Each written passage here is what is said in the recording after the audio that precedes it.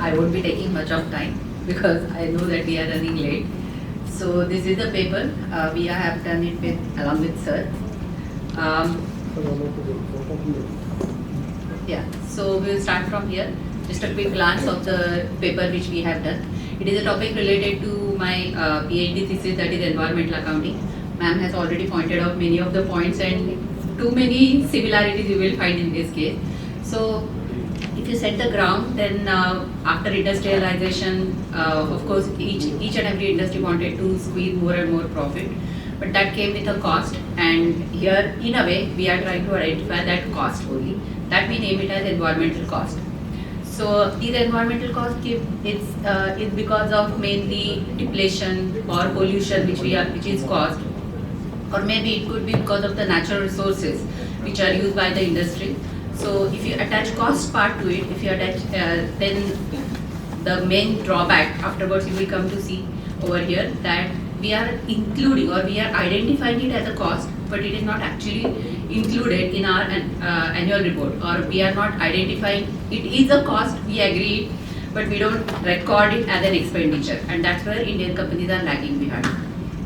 So that's what is the first part related to environmental accounting. Why we have taken it as a IT sector? Because IT sector contributes 7.4% of the GDP, that is, and it also contributes annual 1,67,000 billions of annual revenue is generated because of with only IT sector. That's why we have considered total 5 industries which are top 5, that is Wipro, Infosys, Tech Mahindra, TCS and HCL. Last 5 years data, right from 2019 to 2024, we have considered for this with only 3 objectives in mind. First is connecting environmental accounting and checking whether it has any impact on profitability and cost structure of the company. That is by recording it under environmental accounting. Then analyze the compliance. How many, what are the various compliances or what are the various environmental accounting practices, rules, guidelines, are Indian companies adhering to it or not? And last is evaluate the alignment of sustainability goals and community services. By rendering those CSR activities, nowadays it is made compulsory for the industry, but when the CSR activities are conducted, how much impact it has on their net worth. That's what we have tried to find out with the help of this. Same thing I have already concluded, so we can skip this slide. And so this was our research design. 5 industries I have told. For last 5 years data was collected, and primarily we have conducted data from BRSR report, CSR report, sometimes sustainability reports were also there. That was for secondary data. For primary data, 2 questionnaires were prepared, one for managers and one for accountant. With the help of questionnaire, the sample size were obviously very less. So we have taken sample size was, if I remember correctly, it was 37. So we have conducted t-test, and null hypothesis was rejected, and so all 3 objectives which we have decided were hence proven.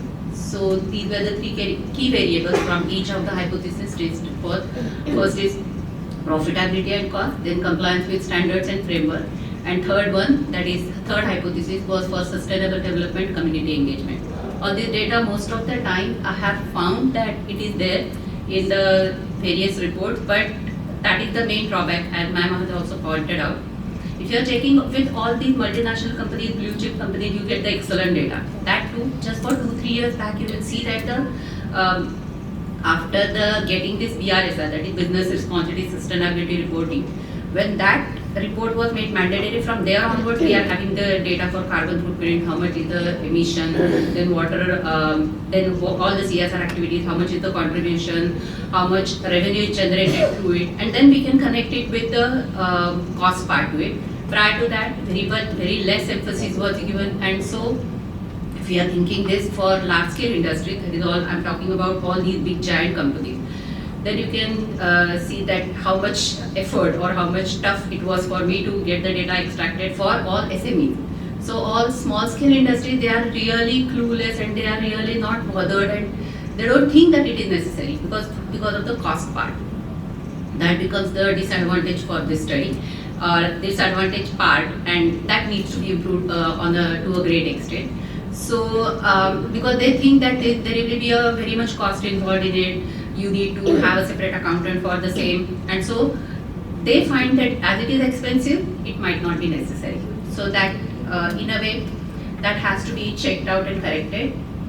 After that, findings were divided into three parts.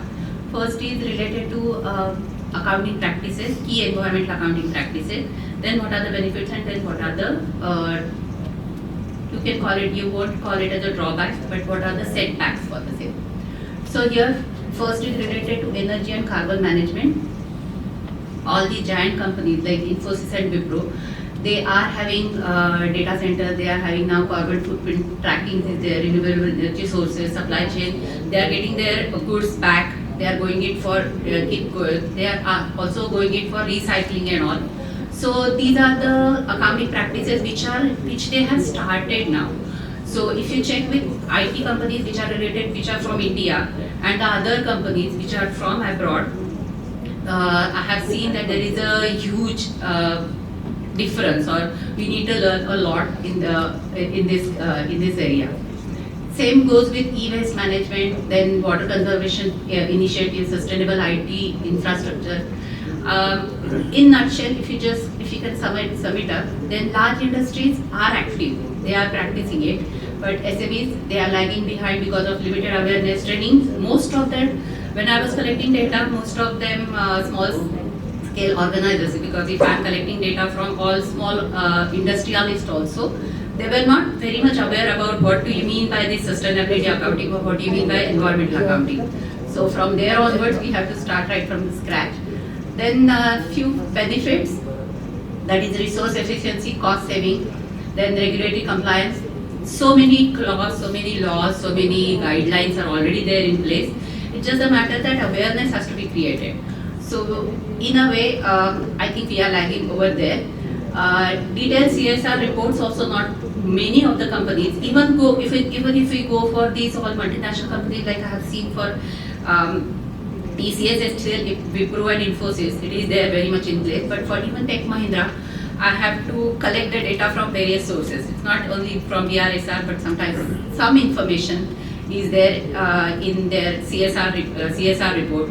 So we don't have any structured data. So we need a particular form which will be there. So on the basis of this, we have, actually it is in process right now, but I'm planning to get some environmental accounting index, where we can connect that if carbon footprint is this much, then how much will be the cost, and how to reduce this cost, how much investment will be required. Because if you are taking it back, taking it from the society, you have to return it back also to the society. So many companies are doing very many CSR activities, but if you compare their carbon footprints with their CSR activity, then there is not much match over there. And these are the last challenges which are faced even by the multinational companies. That is lack of standardization, inconsistent data, because there is no certain guideline as such. Just last 2-3 years back, we are getting this reporting, which is nowadays made mandatory. Then measurement issues, because any industry, because if you go for IT industry, and if you are having the same parameters for any chemical industry, it won't be comparable. So we need to sort out these measurement issues. Then limited awareness, SMEs, they they think that it is costly for them, and so they are missing on these benefits. So they again, same awareness has to be created. Regulatory barriers, too many laws and too many compliances are there. So if we can again say, structure it in a particular manner, done sir, just few minutes. So if we can structure it in a particular manner, then that will be easier for any small industrialist also to understand it. Poor financial integration. So this is what I think needs to be improved to a great extent. At cost and expenses. So me being an accountant, I can very well segregate that we are identifying it in cost, but we are not adding it as under our P&L account. Unless and until it comes under P&L account and we are locating it that the profit is reduced because of that, then and then only when the profit is reduced, that will get compensated by investment side, that is on asset side. Then next is low adaptation, because again it is related to SME. So we need to have